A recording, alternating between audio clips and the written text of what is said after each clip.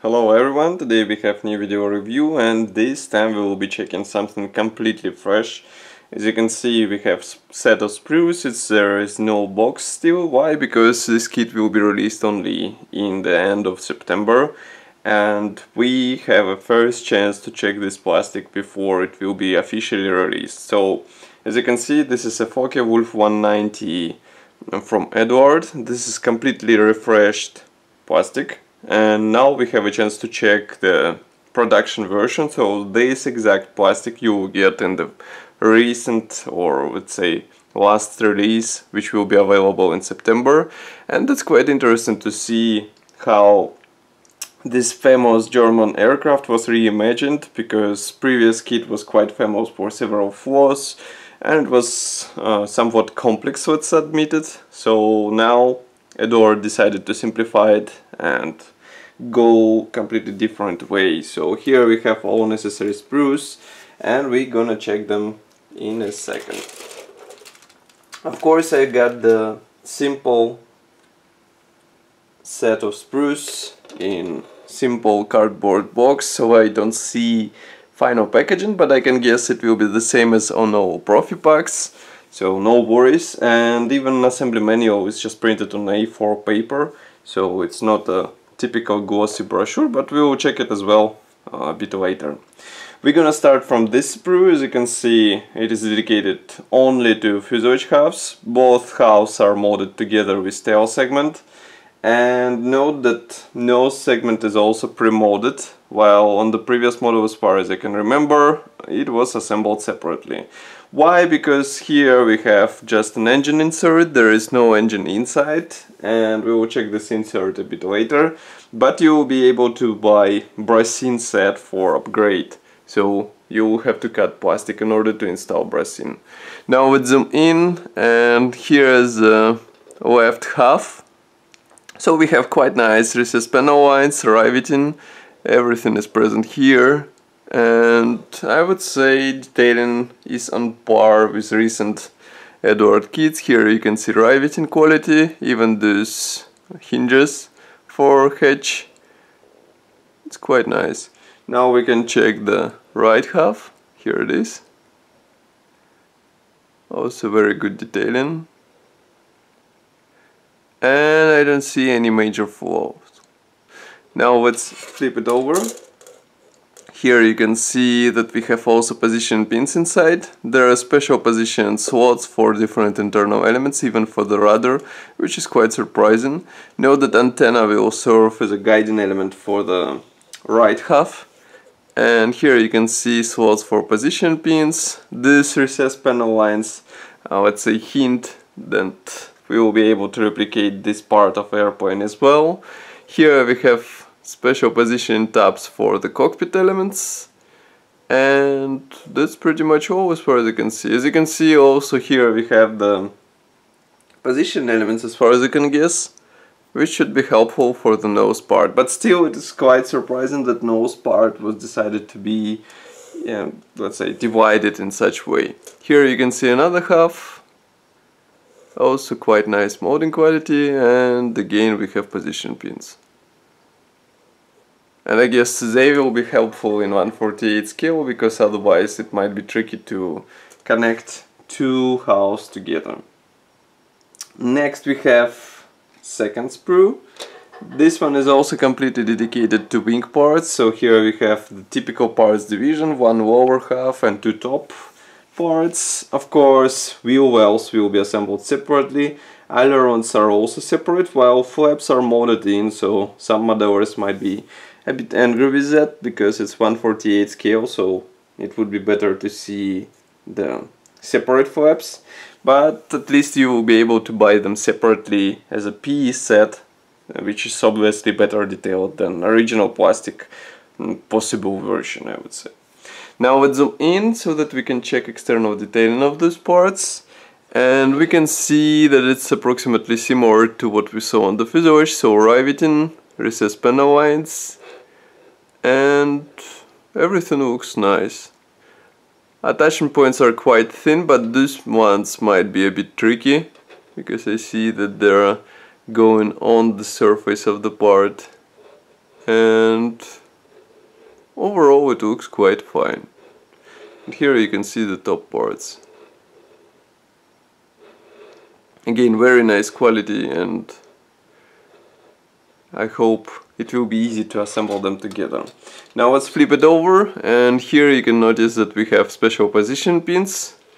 Then we have some slots for wing racks, so you just drill them and you install them. Here we have tabs for wheel wells, and note that flaps are pre-molded with this special recessed line, which should be easy to cut through, so that you know precisely which area should be cut off. And here you can see top half. As you can see, there is a minor detailing for wheel wells, but of course, let's say the biggest share will be replicated with separately molded parts, which we will see on the next sprue. So just give me a second, I'll remove this sprue from the mat, and here it is. This frame might be familiar to you because we saw it in Polny model exhibition, and here, as you can see, we have mix of internal and external parts. We have two types of propeller, both are attached in the middle.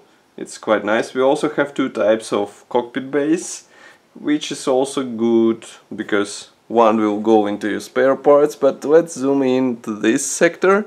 So here you can see engine insert, and of course, I mean, we can admit it that this engine insert is simpler than previous detailed engine which was included into the previously released plastic, but still it should be good because, as we know, the engine is barely visible on assembled Focke-Wulf 190. Also here we have the pilot seat, and then we have several coolers. I'm not sure what was here because I don't see any part. Just give me a second. Oh, there is another cooler which broke off, but it's not damaged, so nothing serious. I guess it comes for a different version. Here we have three types of wheel wells. We will flip over sprue a bit later and check them inside. Then we have, just give me a second, then we have here different racks, propeller, and here we have cockpit base. Note that side parts are molded as a separate elements for easier installation, and here you can see landing gear legs, which look quite nice. Then here we have some parts for the front cowling. Of course, at least the front ring is molded as a separate element. Then here we have special tab for the wheel wells, propeller spinner. Again, note quite an interesting connection of the part. Another propeller and another cockpit base with second type of landing gear legs. Okay, we go next. This sprue is dedicated to external elements. So here, as you can see, we have several types of the front cowling or armament bay cowling. Here we have several doors for landing gear. Here is another type. Also different types of ailerons. Also different types of elevators and rudder. Note that tail wings, as far as you can see, are molded as separate part assembly. Here you can see them. I will zoom in because here we have quite an interesting parts division. As you can see, edges will serve as a guiding element, and also we have position pins inside. As you remember, the elevators will be molded separately, and I can show you them here. Quite nice molding quality, and especially well thought position point placement, so that you just can cut them without worrying about their condition. Here you can see inner part of landing gear doors, which are also nicely detailed and should benefit from washings done. I think it's really good for 1/48 scale. Next we have last gray plastic sprue. This one is full of small parts. As you can see here, we have both internal and external parts. and we even have the antennas for night version. So if you would like to replicate it, you can give it a try because you have all necessary parts. Landing gear wheels should be available in resin as well, but original plastic version should be assembled out of 4 parts, as you can see, which is quite surprising. But at least you'll be able to carefully paint the wheel rims and insert them inside. Here you can see the cockpit panels, side panels, several types of the dashboard. One is pre-molded with pre-molded dials, and one comes plain for usage with decals or PE parts. And then we have plenty of small parts, both for external and internal application. Even pedals are here. But of course on Profipack pedals should be replicated with PE parts, I hope. And here you can see wheel rims, 2 versions, which look quite good. And by the way, here we have separate barrels, which are also nicely molded, but I guess there will be also resin version available for this element of aircraft. Next we have transparent sprue. This one is already packed into separate plastic bag. Of course it's the same style as we see it on the Profipack's original ones. Now just give me a second to remove all those elements and we'll check them closer. So first we have the transparent sprue, as I said before. Here we have all necessary clear parts for the canopy and also for the target sides. Here you can see 2 versions of the target side. There are 4 versions of the movable segment of canopy and 2 versions of the front shield, which is quite surprising. I mean, it hints on future versions of Focke-Wulf 190. And of course I would expect Dora to arrive sometime in the future. Then we have masks. This is a typical Eduard bonus for Profipack, so nothing special in a good way, I would say. PE thread is packed into the separate plastic bag. As you can see, mine came really rough, even with this metal angle. But of course yours will be supplied with special backing cardboard and different other elements. And here you can see that mostly parts will go inside, so we have belts, we have dashboard, we have even rudder pedals. But that's also quite nice feature to have, because in 1/48 scale cockpit will be somewhat noticeable, so it's really good to have at least this upgrade for better appearance. I think modders will appreciate it. And then we have this. So it's assembly manual. Assembly manual is printed, as you can see, for me on A4 paper, but of course for you it will be on glossy paper. Here we have parts map, and note how many parts won't be used in this version. So all those parts are designed for usage with different versions, and that's quite an interesting hint, I would say. So we can expect more versions to come. And just to remind you, this is A4 version. Next we have assembly manual starting from cockpit, of course. As you can see, we start with side panels, then we continue with cockpit base, we add pilot seat,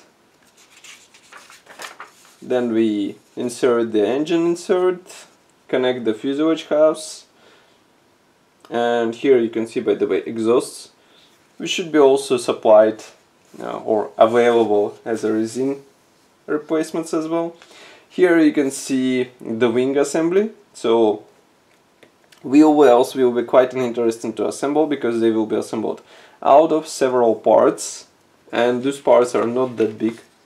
Here from the other side you can see connection of the fuselage and wings, also addition of the tail wing and rudder and ailerons, of course.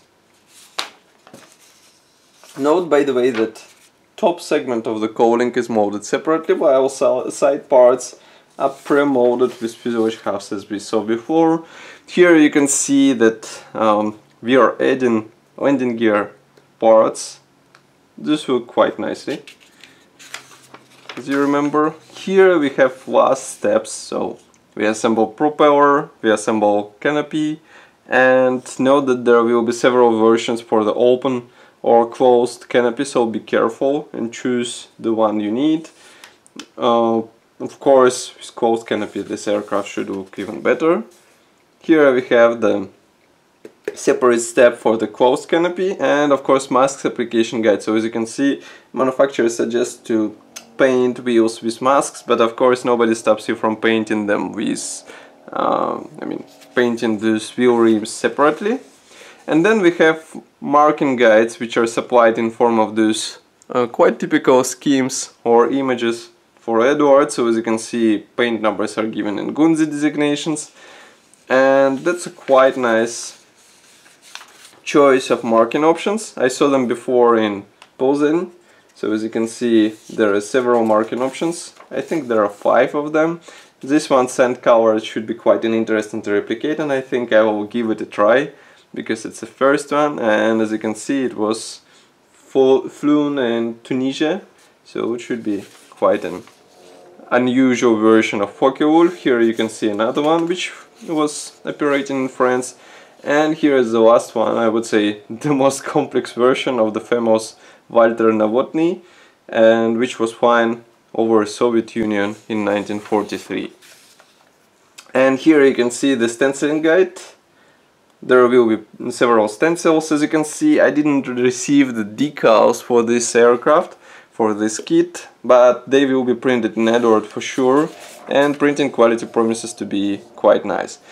Well, by the way, here you can see upgrades which will be available for this aircraft. So we have landing flaps, we have PE set for external detailing, steel belts of course, cockpit, engine, fuselage guns, engine and fuselage guns, so you get a combo, let's say, wing root gun base.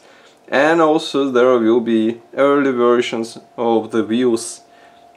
I mean, you can assemble quite a detailed kit with all these resin elements installed, but of course they will require more attention because, as you can see, they're really detailed. And don't forget that in 1/48 scale it will be like this small, so it will require plenty of time and patience.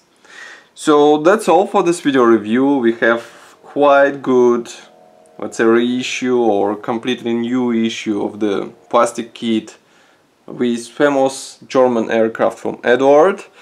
It should be available in the end of September on eDay, and then later it will be available on official eShop, so I would recommend to check it because I think it will go out really fast, and then it won't be available for some time because everybody will be crazy about this. I mean, we can admit it. And as usual, I will be happy to hear your opinion here in the comment section below. If you like this video and you would like to check photos of this kit, detailed photos, just go in the video description below. There should be a link for the review article. And of course, if you want to help us, if you would like to see more video reviews like this, press the like button and subscribe to our YouTube channel because it should help us greatly and we will be able to do more. Thank you for watching, and I will see you in the next video review. Bye!